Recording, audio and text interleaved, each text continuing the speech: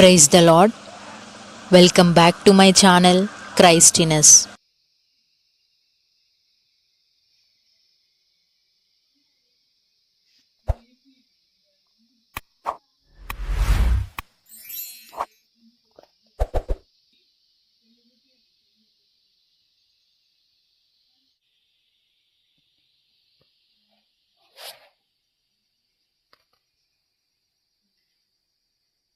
అదే గ్రామంలో ఆయన అడుగుపెట్టి బెచ్చగే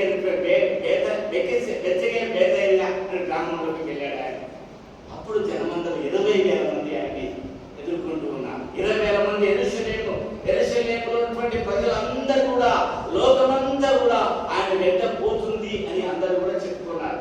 శాస్త్రులు ఉన్నారు, అక్కడ పరిసయ్యులు ఉన్నారు, తర్వాత పెద్దలు ఉన్నారు. అందరూ కూడా ఆయన ఆలోచన చేస్తున్నారు, నేను ఎలాగ చంపాలి, ఇంకా 6 దినాల్లోనే చంపాలని ప్రయత్నం చేశారు. ఇది ఎలాగ చంపాలని, ఎందుకు అని అంటే సన్హెడ్రిన్ సభలో 71 మంది కూడా ఆయనతోనే ఉన్నారు కనుక. సన్హెడ్రిన్ సభ మనకు సుప్రీంకోర్టు ఎలా ఉంటుందో, ఒక వ్యక్తికి మరణశిక్ష విధించడానికి ఎలాగైతే ఒక కోర్టు ఉంటుందో, ఆ కోర్టులో ఉన్న సభ్యులందరూ కూడా ఆయన వెనకనే ఉన్నారు. అక్కడ వారు పరిశీలన చేస్తున్నారు. ఎంతమంది అంటే శాస్త్రులు 23 మంది ఉన్నారు, తర్వాత పెద్దలు 23 మంది ఉన్నారు, పరిసయ్యులు 23 మంది, మొత్తం అక్కడికి 69 మంది ఉన్నారు. తర్వాత అన్నా కైప అక్కడనే పక్కనే ఆయన ఆలోచన చేస్తూ ఉన్నారు. హేరోదు మహారాజు కూడా చక్రవర్తి ఆలోచన చేస్తున్నారు. ఈ 71 మంది కూడా ఆయన్ని ఆలోచన చేసి శుక్రవారం ఇతన్ని మనము చంపివేద్దామని ఆలోచనలో పడ్డారు వాళ్ళు. ఏమని బిడ్డలారా, 20,000 మంది అంతా వస్తున్నప్పుడు దేవాలయంలో ప్రవేశించడానికి ఆయన ఒక కోరిక కోరాడు. ఏమంటే, మీరు ఆ ప్రాంతానికి వెళ్ళండి, ఒక కట్టబడిన గాలి పిల్ల ఉంటుంది, దాన్ని నా కొరకు మీరు తీసుకుని రండి అని ఆయన అక్కడ వారిని జ్ఞాపకం చేశాడు. మార్కు సువార్త 11వ అధ్యాయం 1 నుంచి మనం 11 వరకు చదువుకున్న అది భాగం కనబడుతుంది. మత్తయి సువార్త 21వ అధ్యాయం 1 నుంచి 11 వరకు అదే భాగం మీకు కనబడుతుంది. లూకా సువార్త 19వ అధ్యాయం 25 నుంచి 35 వరకు అదే భాగం కనబడుతుంది. యోహాను సువార్త 12వ అధ్యాయం 12 నుంచి 19 వరకు కూడా అదే భాగం మీకు కనబడుతుంటుంది అన్నమాట. ఇక్కడ ఆయన లాజరును బ్రతికించినందుకు లాజరును చూడడానికి చాలా మంది వచ్చారు. అక్కడ ఆయన ఉన్నారు కాబట్టి. తర్వాత ఆయన రక్షకుడుగా అప్పుడు గుర్తిస్తున్నారు వాళ్ళు. ఇంకా ఈయన మన రక్షకుడు, వాళ్ళు అంటున్నారు మెస్సియా వస్తాడు, మెస్సియాని చూడాలంటున్నారు. సమరసింతో చెప్పాడు, నేనే మెస్సియా అని చెప్పాడు. ఆయన పోయి ప్రకటించమన్నాడు. వీళ్ళ ప్రకటిస్తుంది మెస్సియా. హెబ్రీ భాషలో మెస్సియా అంటే యేసు ప్రభు అని అర్థం, గ్రీకులో యేసు ప్రభు అని. దాన్ని తర్జుమా చేస్తే రక్షకుడు ఎంత మనకు బాగా అర్థమవుతుంది అన్నమాట. అంటే ఆయన రక్షకుడుగా ఈ లోకానికి ఒక మెస్సియాగా వస్తున్నాడు. ఎందుకు ఎదురు చూస్తున్నారు అతను మెస్సియా కావాలి? ఎందుకు మెస్సియా కావాలి ఎదురు చూస్తున్నారు ఆలోచన చేయాలి. ఎందుకంటే వాళ్ళకు ఒక ధర్మశాస్త్రం ఉంది, ఆ ధర్మశాస్త్రాన్ని వాళ్ళు పాటించాలి. అది పాటితే చాలా కష్టమైన విషయం అన్నమాట. రెండవది ఏంటంటే, కంటికి కన్ను పంటికి పన్ను. ఎవరైనా మనిషిని చంపితే మనిషిని చంపాలి, దొంగతనం చేస్తే చేయి నరికేయాలి, వ్యభిచారం చేస్తే రాళ్ళతో కొట్టి చంపాలి, రాజు దూషిస్తే రాళ్ళతో కొట్టి చంపాలి, తప్పు నేరం చేస్తే శిలోరానికి వేల తీసి చంపాలి, ఇంకేదైనా తప్పు చేస్తే 39 గోడగల్లో కొట్టాలి. ఇట్లా రకరకాల శిక్షలు వాటిలో ఉన్నాయి. ఆయన వాళ్ళు కంపించబోతున్నారు.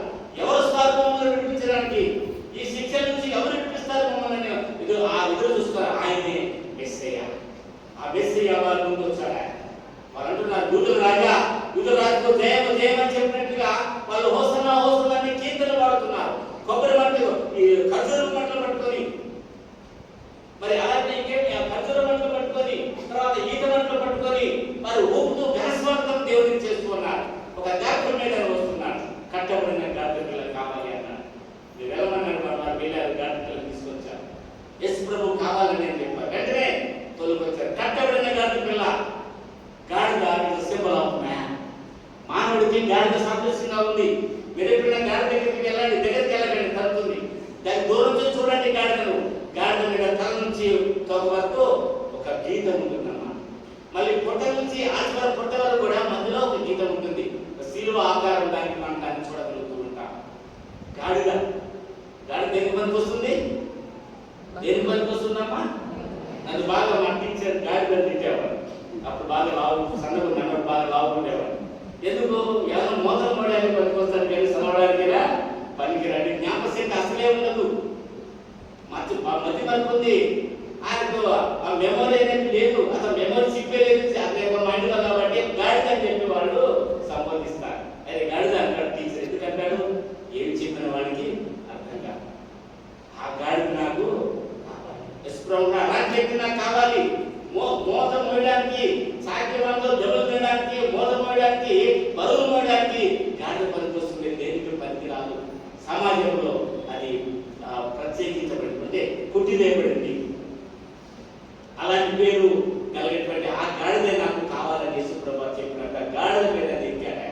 ఒక రాజుగా ఉండాల్సిన వ్యక్తి రాజు ఏం కోరుకుంటాడు? ఒక గుర్రం కావాలంటాడు, అశ్వం కావాలి, రాజుకి కిరీటం కావాలి, రాజుకి రాజవస్త్రాలు కావాలి, రాజుకి రాజదండం కావాలి. ఇలాంటివన్నింటితో ఊరేగింపు చేస్తారు రాజుని. కానీ యేసుప్రభువు కోరుకున్నదేంటి? నాకు ఒక గాడిద, గాడిదము కావాలి, గాడిదము కావాలి. పాలము బిలాతో మనం మా బిలాల గురించి మనం చదివినప్పుడు గాడిద నోరించిన దేవుడు ఆయన. మోసే అన్నాడు, అయ్యా నేను వెళ్ళలేదు, నా వల్ల కాదు, నేను నత్తివాడిని, వేరే వాడు మీరు పంపమని చెప్పాడు.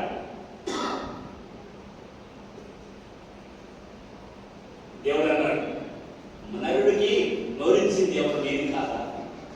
నరుడికి కన్నులిచ్చింది నేను కాదా అని దేవుడు మోసేని హెచ్చరించాడు. అలాగే గాడిద కూడా ఆయన నోరించాడు.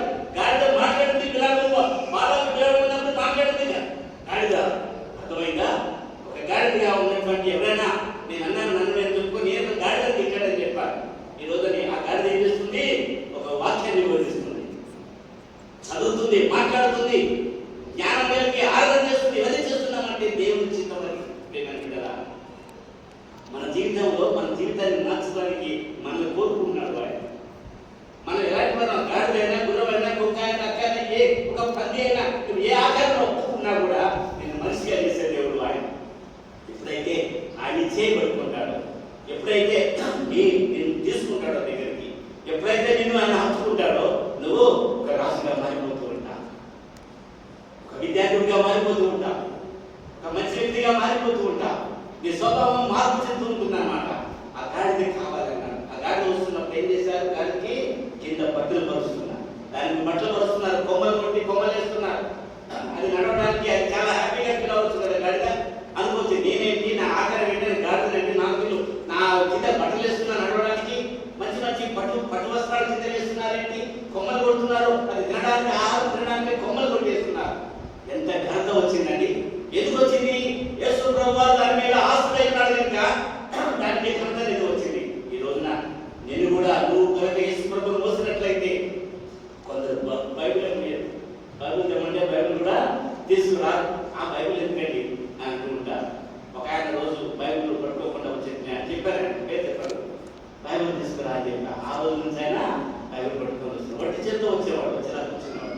అలా రావద్దు, బైబిల్ తీసుకురా అంటే బైబిల్ పట్టుకొని వచ్చి నేను చాలా సంతోషపడ్డాను.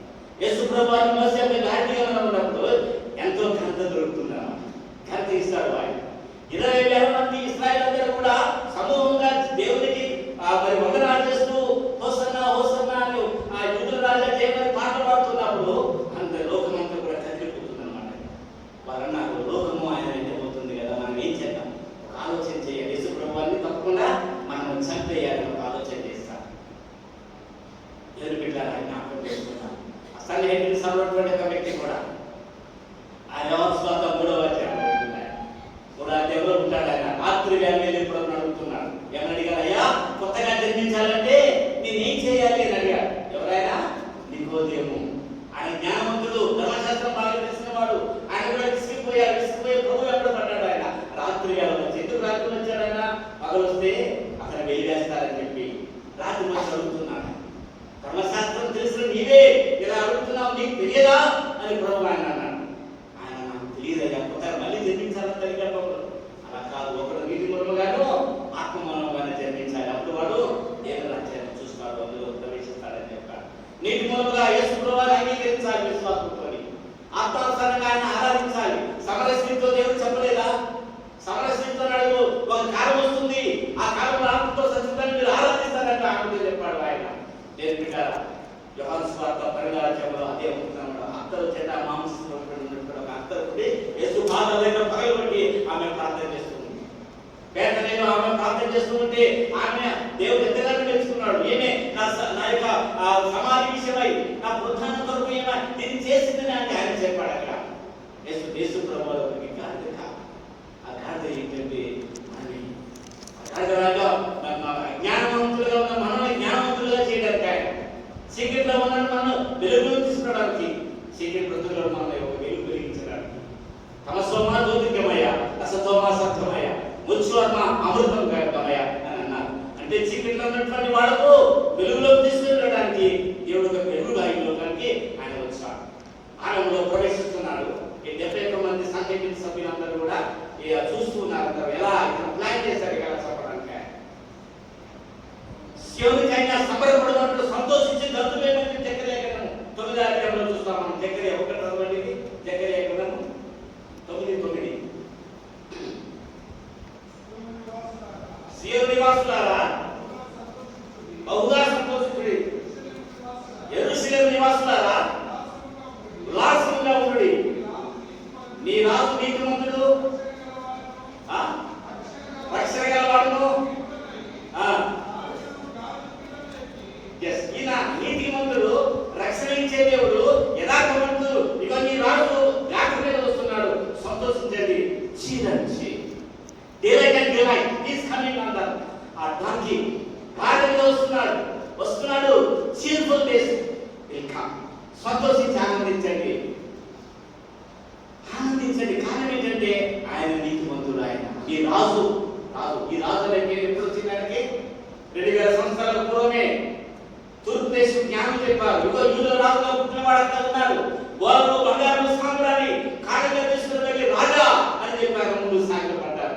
అదే పేరు ఇప్పుడు మీరు చెప్తున్నారు. యూదుల రాజు ఆయన రాబోతున్నాడు. ఆయన రాజుగా వచ్చి ఎక్కడ ప్రవేశించాడైనా సియోను కుమారుడు సంతోషించు, నీ కట్లు తెగిపోతున్నాయి, నీ బంధకాలు విడిపోతున్నాయి, నీ విడిపించబడుతున్నావు, నీ పాపం పోగొట్టబడుతుంది, నీ విమోచించబడుతున్నావు. సియోను కుమార్తె సంతోషించమని జకర్యా 6 చెప్పాడు. ఆయన 700 సంవత్సరాల పూర్వం యెషయా చెప్పాడు. ఎలాగ మనకు శిశువు పుట్టినను ఆయన మీద రాజభారములను ఆయన సమాధాన కర్తనే అధిపతిని పేరు వారికి పెట్టబడను. ఇది పీస్ ఆఫ్ కింగ్, సమాధాన కర్త, ఒక రాజు అని మనకి ఆయనకు పేరు పెట్టబడింది. కింగ్ ఆఫ్ పీస్, సమాధానకే రాజు. ఈ రోజులో సమాధానం ఎక్కడ కనపడటం లేదు. సంఘాల్లో సమాధానం ఉండదు, గ్రామాల్లో సమాధానం ఉండదు, రాజ్యంలో సమాధానం ఉండదు, దేశంలో సమాధానం ఉండదు, రాష్ట్రాల్లో సమాధానం ఉండదు, రాజ్యానికి, దేశంలో, ప్రపంచాల్లో సమాధానం లేదు. సమాధానం లేకనే ఈ రోజు 3వ ప్రపంచ యుద్ధానికి అంకురార్పణ జరిగింది. 3వ ప్రపంచ యుద్ధం రావడానికి కారణాలు ఏంటి? స్వార్థం.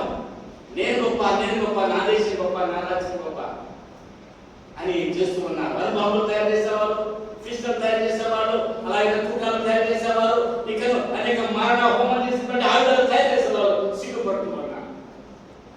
ఫిస్టులు తయారు చేసిన ఆయన కన్నీరు కాల్చారు. జాన్ కెనడీ అమెరికా దేశంలో ఆయన ఒక రాజుగా ఉన్నటువంటి ఒక ప్రెసిడెంట్ ఉన్న సందర్భంలో ఆయన ర్యాలీ చేస్తుంటే క్యాంపై వస్తున్న సందర్భంలో ఒక పేడ గదిలో నుంచి ఒక ఆయన పిస్టల్తోని ఆయన తుపాకీతో కాల్చి చంపేశారు.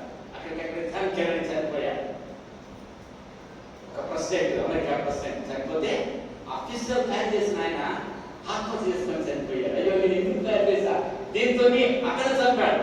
భారతదేశంలో ఇందిరాగాంధీని చంపారు కదా. చాలా మందిని చంపుతున్నారు, రాష్ట్ర దేశ నాయకులు చంపుతున్నారు. దాంతోనే కలిసి మహాత్మా గాంధీని చంపాడు.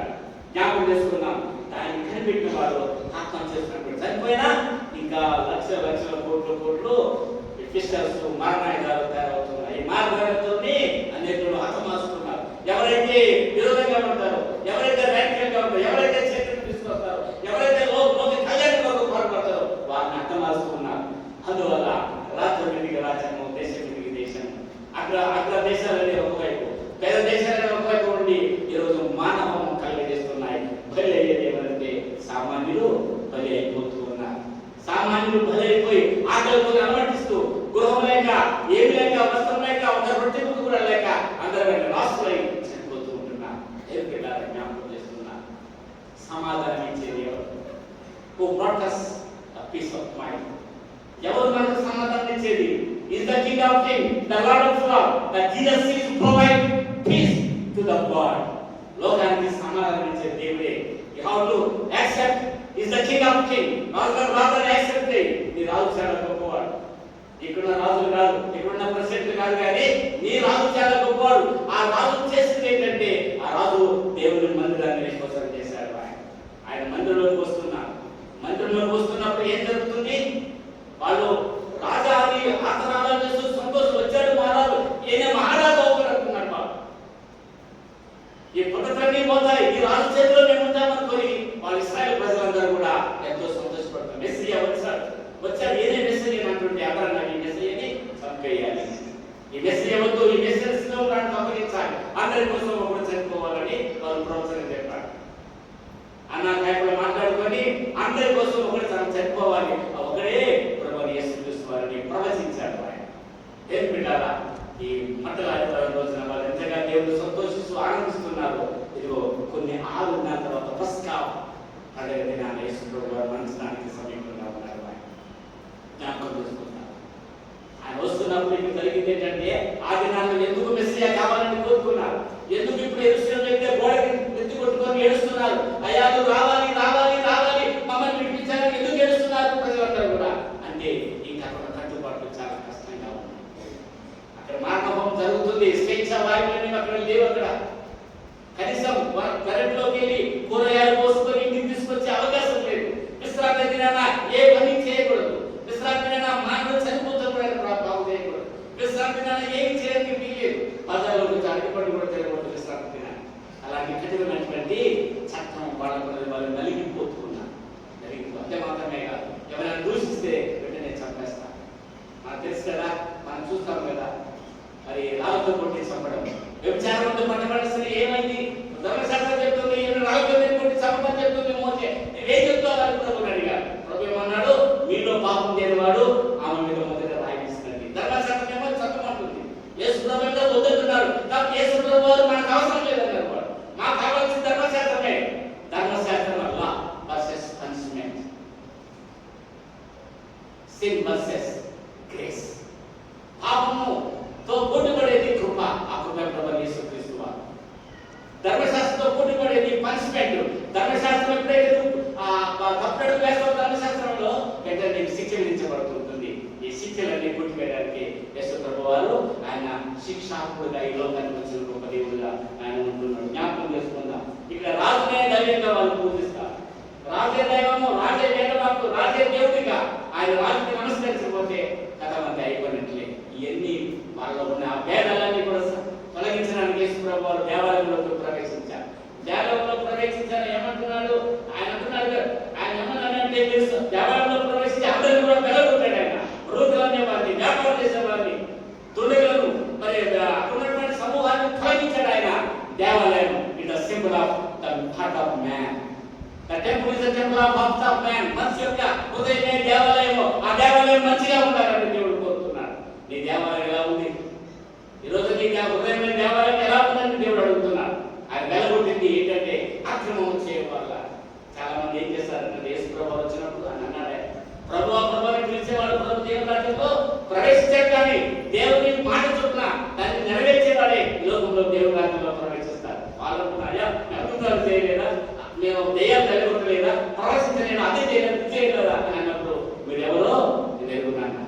దేవాలయం అంటే మీ హృదయమే దేవుని ఆలయం. అందులో ఆయన ప్రవేశించి ఏం చేశాడు? వస్తు క్రయ విక్రయం చేసి వ్యాపారం చేసే వారిని కొట్టాడు, కొరడా పట్టుకున్నాడు దేవుడు. ఆయనకి ఎప్పుడు అలాంటి కోపం రాలేదు. అంత కోపం దేవుడికి రాలేదు. కూడా ఎందుకు కొట్టాడు? నీ హృదయమైన దేవాలయంలో అక్రమం చెప్తాడు.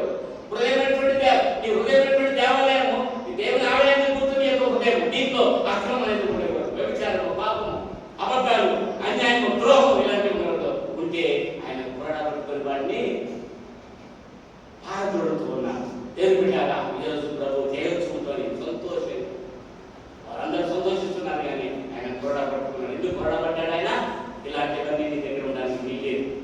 ఇదే చివరి హెచ్చరిక అన్నాడు ఆయన.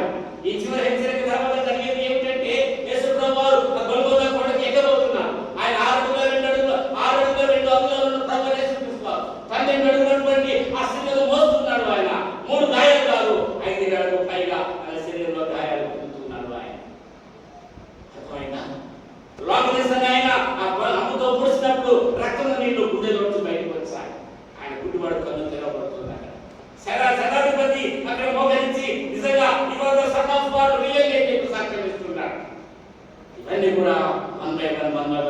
జీవితంలో జరుగుతున్నాయి. ఇంకా 6 నెలల తర్వాత ప్రభు సిలువకు ఎక్కబోతున్నాడు. జయోత్సవంతో ప్రజలే, కీర్తన పుట్టిన వారే, వస్తుందని జయకీర్తన పాడిన మనుషులే ఆ రోజు ఏమంటున్నారంటే యేసు ప్రభు వారిని సిలువ వేయండి, సిలువ వేయండి, సిలువ వేయండి కేకలేస్తున్నారు. వారి కేకలే గెలిచారు. పిలాతు కూడా మౌనమైపోయాడు. పిలాతు గవర్నర్ ఆయన 10 ఏళ్ళు పరిపాలన చేశాడు. రోమా దేశంలో 10 సంవత్సరాలు గవర్నర్ గా ఉన్నాడు. గాల్లోనే దేశానికి వెళ్ళగొట్టబడ్డాడు. యేసు ప్రభువుని అప్పగించిన తర్వాత ఆయన ఇంకొక ఆయన వచ్చాడు. గవర్నర్ వచ్చి బహిష్కరించాడు. దేశ బహిష్కరణ జరిగింది. ఊరు పోసుకొని చనిపోయాడు. జ్ఞాపకం చేస్తున్న దేవుడు కదా, మన జీవితంలో ఎలా ఉంది? విపరీతమైనటువంటి ఈ దేవాలయంలో ఏమైనా అక్షరం ఉందా? ఇదిగో ప్రభు దాన్ని శుద్ధి చేస్తున్నాడు. దేవాలయాన్ని శుద్ధి చేస్తున్నాడు. ఆయన మారు మనసు సమాధానం కట్టగా దేవుడు ప్రవేశింపనీయండి. పీస్ దేవుడు ఆయన మనకుగా సమాధానం. కాబట్టి ఆయన వస్తున్నప్పుడు మీరు సంతోషించండి, ఆనందించండి. ఎందుకంటే ఆయన ద్వారా మనకు సమాధానం దొరుకుతున్నది. జ్ఞాపకం చేస్తున్న మన జీవితాల్లో మనం ఎలా మనం చేస్తాం. ఇంకొక మాట నేను చెప్తాను, చాలా సమయం అయిపోయింది కదా. చూడండి, యోహాను సువార్త 12వ అధ్యాయము 12వ వచనం తర్వాత 2వ వచనం. అలాగే ఇంకొక మాట ఫిలిప్పీ 2వ అధ్యాయం చేయండి. ఫిలిప్పీ 2:7 వచనం. మనుషుల పోలికగా పుట్టి దాసుల స్వరూపం ధరించుకొని తను తాను నిత్యునిగా చేసుకునేను.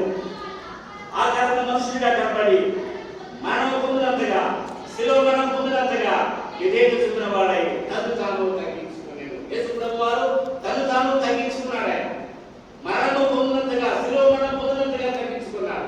వాక్యం చెప్తుంది ఆయన శిలువను మోయడానికే ఈ దేవాలయం నుంచి బయటికి వెళ్ళిన తర్వాత ఆయన పట్టబడతాడు. ఇక అదంతా కూడా ఆయన మనకు ఆ హోలీ వీక్ లో సోమమంగళం కూడా గురువారం శివరాత్రి రోజుల తర్వాత శుక్రవారం ఆయన శిలువలో అప్పగించబడతాడు. అప్పగించబడతాడు. ఆయన కనీసం నిలబడటానికి కూడా సమయం ఆయనకి ఇవ్వలేదు. కూర్చొని కూడా తీర్పు జరిగింది. ఆయనకు జ్ఞాపకం చేసుకున్నాం.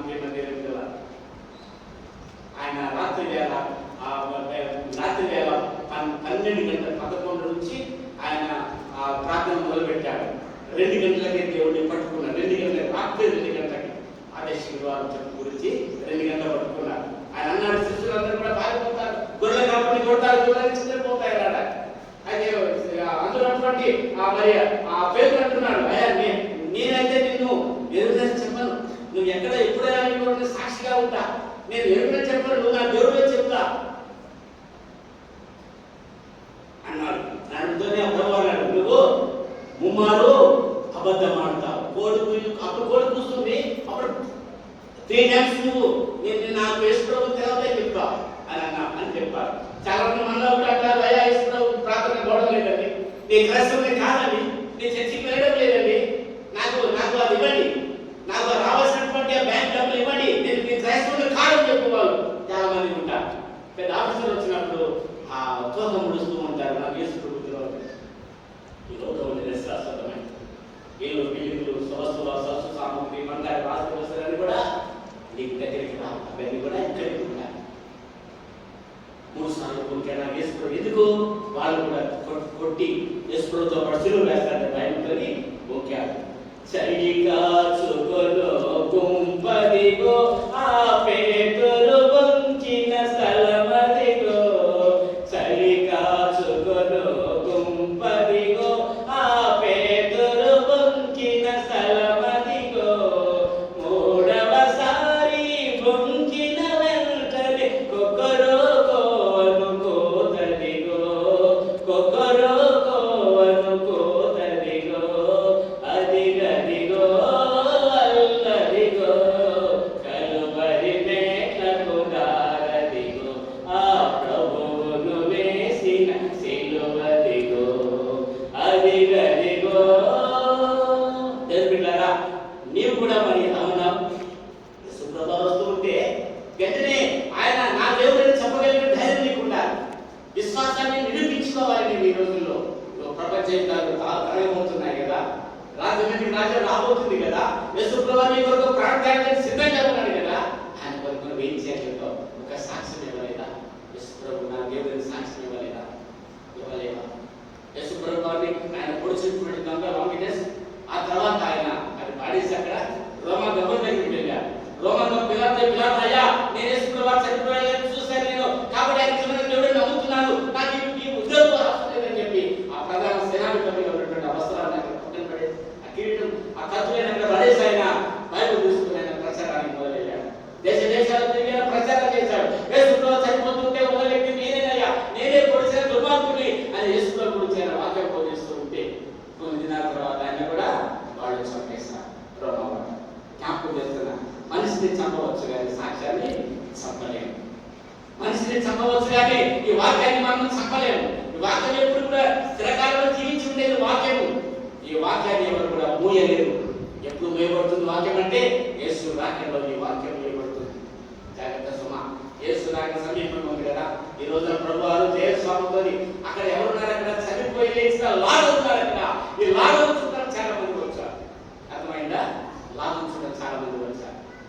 ఆయన సహోదరుడు సీమోన్ కూడా ఉన్నాడు అక్కడ. ఆ సహోదరుడు సీమోన్ అంటే గుర్తు పెట్టుకోండి. యేసు ప్రభువారు మోయలేక శిలువ మోస్తుంటే 4 మైళ్ళు బయలుదేరాలి. దేవాలయం దగ్గర నుంచి ఆ సన్నిహితుడి సభ నుంచి ఆ శిలువ పట్టుకొని 4 మైళ్ళ దూరం నడవాలి. ఆయన సరిగిపోతున్నాడు. 2 మైళ్ళు నడిచాడు, కింద పడిపోయాడు. సీమోన్ నన్ను ఎత్తుకున్నాడు, నా తమ్ముడు ఉదాహరణ వేసుకొని ముందుకు పోతున్నాడు. అర్థమైందా? జ్ఞాపకం చేసుకున్నాం.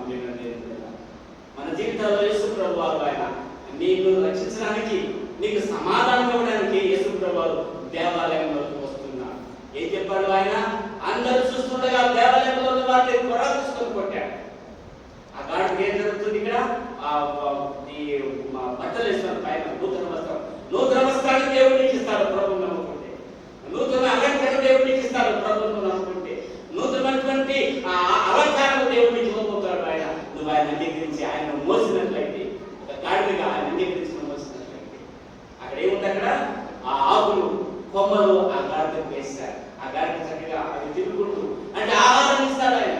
నువ్వు దేవుడు నమ్ముకుంటే నీకు ఆహారం దొరుకుతుంది. దేవుడిని భరిస్తే నువ్వు సమృద్ధిగా పోషించబడతావు. అందువల్ల ఆహారం అక్కడ ఆ గాడికి దొరుకుతుంది. గాడికి దొరికింది ఏంటి? ఘనత. రెండవది అలంకరణ, ఆత్మీయ అలంకరణ దొరికింది అక్కడ. తర్వాత సమృద్ధి అయిన ఆహారము, సమృద్ధి దీవెనలు దానికి దొరికి. అందుకంటే దానికి ఇంకేం కావాలి చెప్పండి? యేసు ప్రభువారు అలాంటి గాడిని కోరుతున్నాను. ఎలా ఉన్నావు నీ జీవితం? ఇది చెప్పానే, యేసు ప్రభువారు రానికి ఎక్కుతున్నాడు. ఇవన్నీ జరుగుతున్నాయి, వన్ జరుగుతున్నాయి కదా. ఆయన దానికి ఇష్టపడ్డాడు. ఆయన వాళ్ళు కేసుకునే రాత్రి నక్సలైట్ పట్టుకున్నట్టుగా ఒక గజనమైన పట్టుకున్నట్టుగా దుమ్మిగా వచ్చారు. వచ్చినప్పుడు ఏమన్నాడు ఆయన? మీరు ఎవరిని వెతుకుతున్నారు?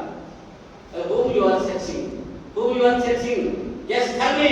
నాకు చెప్పండి అన్నాడు. Yes, we are seeking the Lord Jesus. We are seeking Jesus Christ. We are seeking the Jesus Christ of Nazareth. నజరేయుడైన యేసు ప్రభువుని అడుగు చూస్తున్నామా, కావాలని అన్నారు. Yes, I am the Jesus Christ. I am the Jesus Christ of Nazareth. నేనే యేసు ప్రభువుని నజరేతులో ఉన్నా అని చెప్పినప్పుడు వెనక్కి తగ్గాడు. ఎవరైనా దొంగలో పోలీసులు వచ్చినప్పుడు అయ్యా జాన్ ఉన్నాడని ఏమన్నా వైద్యులు జాన్ మారిపోతారండి. వెనక నుంచి తలపించడంలో పోలీసులు వచ్చారు. ఆయన అట్లా చేయలేదు. మీరు వెతుకుతున్న యేసు ప్రభు నేనే, నజరేయుడిని, రండి అని చెప్పి ఆయన ఆస్వాదించాడు. జ్ఞాపకం చేసుకున్నాం. చివరిగా ఎందుకైనా ప్రవేశించారు దేవాలయంలో తెలుసా? దేవాలయమే మనుషులకు సాదృశ్యం. దేవుని ఆలయమే మన హృదయానికి సాదృశ్యం. మీ హృదయమైనటువంటి పాపము, అక్రమము, మరి అన్నీ కూడా ధనాపేక్ష అన్ని కూడా ఒక్కసారి అక్రమాన్ని ఆయన పారకొడుతున్నారు, కడిగి శుద్ధి చేస్తున్నారు. అది అక్కడి నుంచి బయటకు వెళ్ళిన తర్వాత యేసు వెంబడి అందరూ తిరగడానికి చూసి, అందరూ రావడానికి చూసి లోకమాయన వెంట పోతుందని చెప్పి రాయబడింది బయట. లోకమాయన వెంట పోతుంది కాబట్టి మనం ఏం చేయాలా? లోకాన్ని అడ్డుకట్ట వేయాలా? లోకం పోకుండా లోకాన్ని ఆపాలి. కాబట్టి ఆపాలంటే ఆయన చాలా ఈ రోజుల్లో చాలా మంది క్రైస్తవులు ఈరోజు నేను పేపర్లో చదివాను, వాట్సాప్లో కానీ చూడండి పేపర్, వాట్సాప్ పేపర్లో వచ్చేది చాలా అబద్ధాలు ఉంటాయి, కొన్ని నిజాలు ఉంటాయి. అయితే నేను చూశాను, రాస్తాను. ఎవరైనా యేసు ప్రభువుని నమ్ముకుంటే వారికి బీసీసీ ఇస్తామని రాస్తాను. యేసు ప్రభువుని ఎవరైనా దళితులు నమ్ముకుంటే దళిత క్రైస్తవుల జాబితాలో తెచ్చి వారికి బీసీసీ ఇస్తాం, నో రిజర్వేషన్, ఒకటే ఉద్యోగం అయినా అని చెప్పినప్పుడు అప్పుడు ఏమవుతారు? ఏం చేస్తారు క్రైస్తవులు? అమ్మో మా రిజర్వేషన్ రిజర్వేషన్ పోతే మాకు డాక్టర్ సీట్ వస్తుందా? రాదు కదా. మా రిజర్వేషన్ పోతే మాకు మేము అమెరికా దేశానికి పోతాం, మాకు పోలేం కదా. మా రిజర్వేషన్ పోతే మేము కలెక్టర్ కాము, ఎంఓ కాము, ఏ ఉద్యోగం మాకు దొరకదు కదా అని ఏం చేస్తారు? వెనకడుగు వేస్తారు. అది ఆ ప్రణాళిక ప్రభుత్వం చేస్తూ ఉన్నది. ఆ ప్రణాళిక చేస్తే అందరూ కూడా రహస్యంగా క్రైస్తవులుగా ఉంటారు, ఎవరు ముందుకు రాదు. అప్పుడు రిజర్వేషన్ తాత్పర్యంగా తగ్గుతుంది, రాజకీయ పాపాలు వారికి ఉండదు. అది ఒక కుట్రతోని జరిగేటువంటి పరిస్థితి లోకంలో జరుగుతుంది. బైబిల్ మూసివేయగలవు. దేవుని వాక్యాన్ని నీవు 2000 సంవత్సరాల పూర్వమే తాళపత్ర గ్రంథాల మీద, చర్మపు కాగితాల మీద దేవునితో వాక్యం లిఖించబడింది. అనేక మంది మరి భక్తులు మరి కాల్చబడి, చంపబడి, కొట్టబడి, ప్రాణం త్యాగం చేసి కాపాడుకున్నటువంటి యొక్క బైబిల్ యొక్క యేసుప్రభు యొక్క సాక్ష్యంలో నిలబడుతున్నది. కానీ మనిషిని చంపగలగానే దేవుని వాక్యాన్ని అనేది ఒక బైబిల్ మధ్యలో నేను ఇళ్ళలో పనిచేసి వచ్చాను. ఇక్కడికి వచ్చిన తర్వాత ఆటోలో కొంత బైబిల్ తీసుకపోతే బైబిల్ బయటకు పడేసి కాల్చేశారు. బైబిల్ని కాల్చేస్తే అక్కడ సంగతులు వాళ్ళు పట్టుకొని జైల్లో వేశారు. ఖమ్మం అక్కడ జైలు కదా, సెంట్రల్ జైలు ఉంటాం ఖమ్మంలో. ఆ జైల్లో అక్కడ వాళ్ళు కొంతమందిని వేస్తారు. ఒకవేళ నువ్వు బైబిల్ కాల్చివేయచ్చు, కానీ నువ్వు మనుషుల యొక్క సాక్ష్యాన్ని ఏమాత్రం చేరలేవు. జ్ఞాపకం చేసుకుందాం. యేసు ప్రవేశం దేవాలయంలోకి వస్తుంది. దేవాలయం శుద్ధి, దేవాలయం నిన్నే శుద్ధి చేస్తుంది. నీలో నా క్రమం అంత క్రమంలోకి రావాలి. నేను పాపంతా కడిగేస్తున్నాడు ఆయన.